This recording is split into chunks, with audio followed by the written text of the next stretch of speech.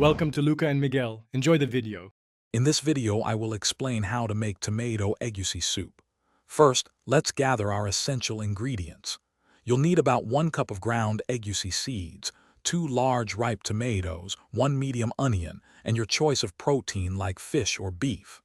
Don't forget some palm oil, seasoning cubes, and a bit of pepper for that authentic flavor. Having everything ready makes the cooking process smooth and enjoyable. Next, we'll prepare the egusi and start our flavorful base. Blend your egusi seeds with just enough water to create a thick paste. This helps prevent lumps.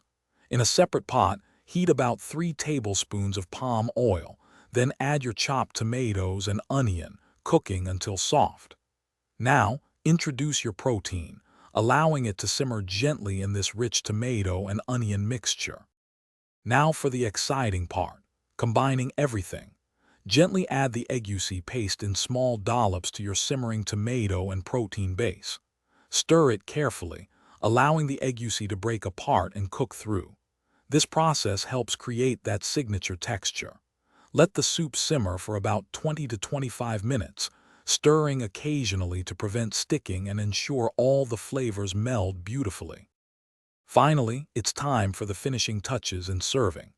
Taste your delicious egusi soup and adjust the seasoning with salt and a little more pepper if desired.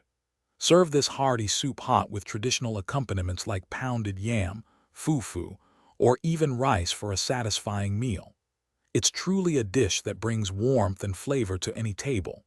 And for an effortless clean, check out the link in the description for a fantastic robot vacuum deal, along with other great offers.